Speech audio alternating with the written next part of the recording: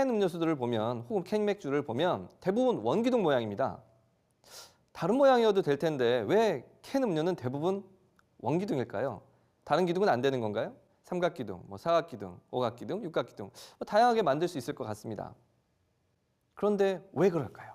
오늘은 바로 캔 음료가 원기둥인 이유를 알아보려고 합니다. 원기둥으로 만들면 사실 장점이 있습니다. 손에 들고 다니기 쉽죠? 마시기 쉽습니다. 모양도 예쁩니다. 그런데 모양 같은 걸로 따진다면 다양하게 여러 가지로 만드는 것이 더 예쁠 수도 있죠. 그런데 중요한 이유 중 또 하나를 알려드리자면 캔 음료를 운반할 때 한번 생각해 보죠. 대부분 수백 상자를 한꺼번에 이동을 합니다. 그러면 이렇게 움직이다 보면 트럭으로 운반하다 보면 부딪혀서 서로 상처가 생길 수도 있겠죠. 그런데 원기둥처럼 이렇게 둥근 모양이라면 서로 닿는 면적이 적게 돼서 각기둥보다 적게 되어 상처가 생기는 일이 적게 됩니다.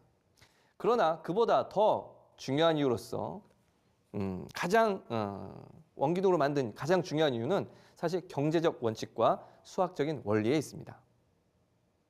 예를 들어 봅시다. 밑면이 정삼각형, 밑면이 정사각형, 밑면이 원이라면 각각을 정삼각기둥, 정사각기둥, 그리고 원기둥이라고 합니다.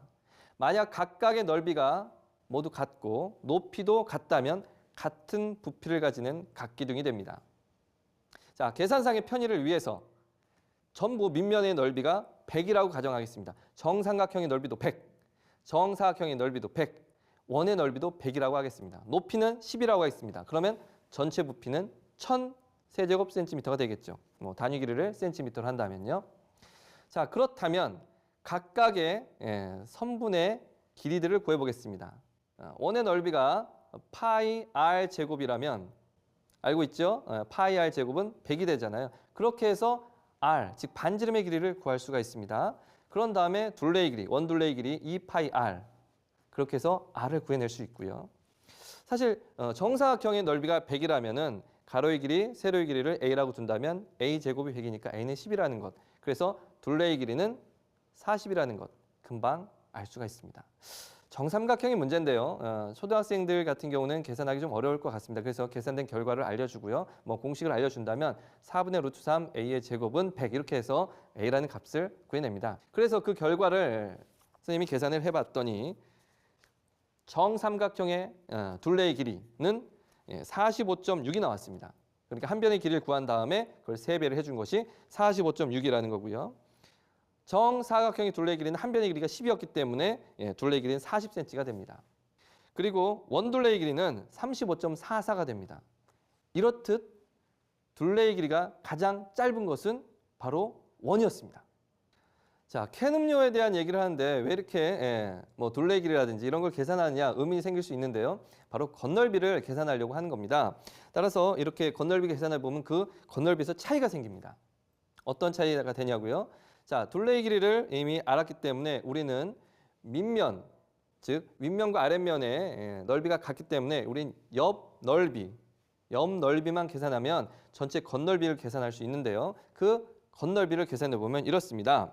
삼각기둥의 옆면을 전개했을 때, 전개도를 봤을 때 전개도 본다면 45.6이 됩니다. 거기 높이가 10이니까 넓이는 456 제곱센티미터가 되죠. 그리고 정사각기둥은 둘레의 길이가 40이었죠. 그렇죠? 밑면의 둘레의 길이가. 따라서 밑면의 둘레의 길이 곱하기 높이 해주면 또 옆 넓이가 나오게 됩니다. 400 제곱센티미터입니다. 자, 원기둥을 전개해도 윗면, 아랫면, 그렇죠?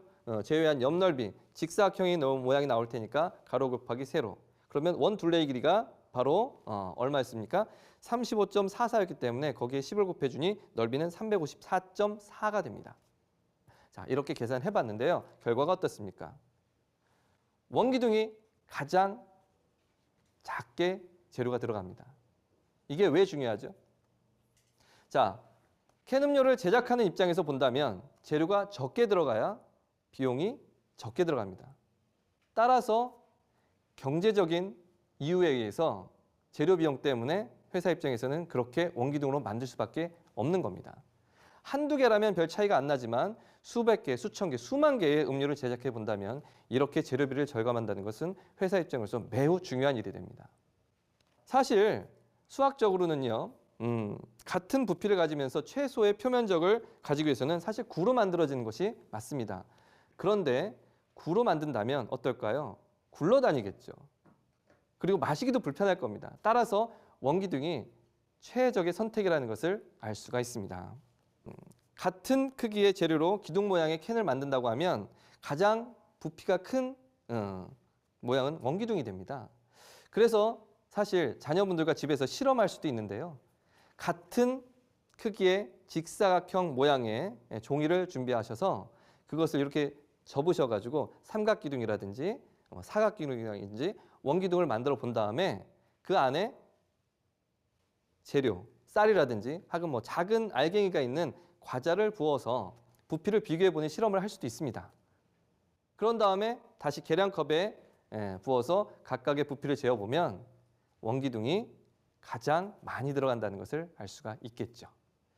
자, 여기까지 캔 음료가 원기둥인 이유를 알아봤습니다.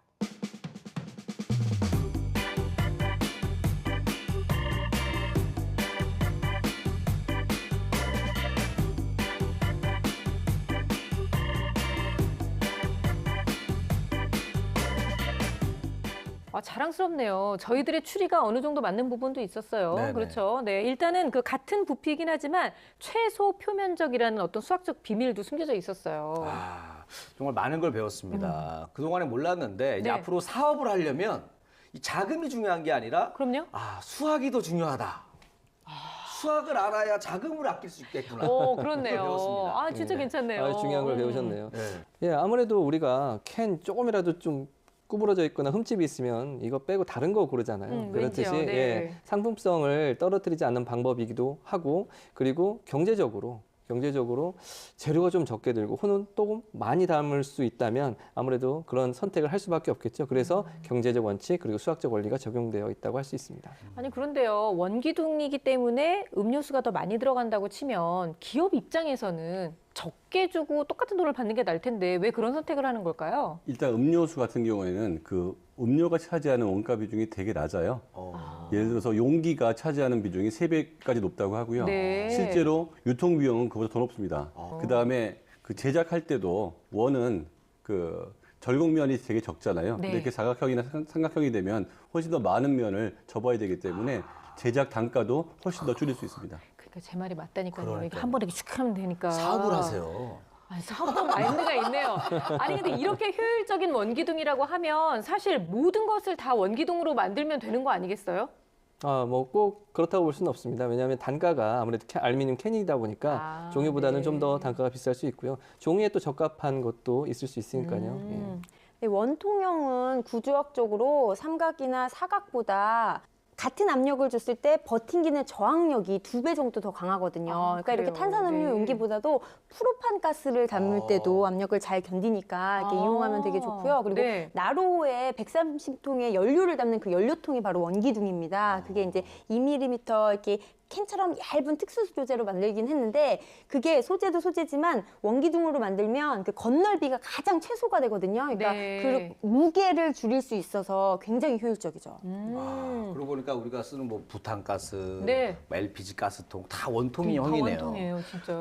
이 400초 수학 덕분에 네. 제가 이 상식이 많아지는 것 같아요. 그렇죠. 너무 좋아요. 저도 궁금한 거 있으면 이제 앞으로 게시판에다가 이렇게 많이 올려가지고 우리 선생님들 귀찮게 해야겠어요.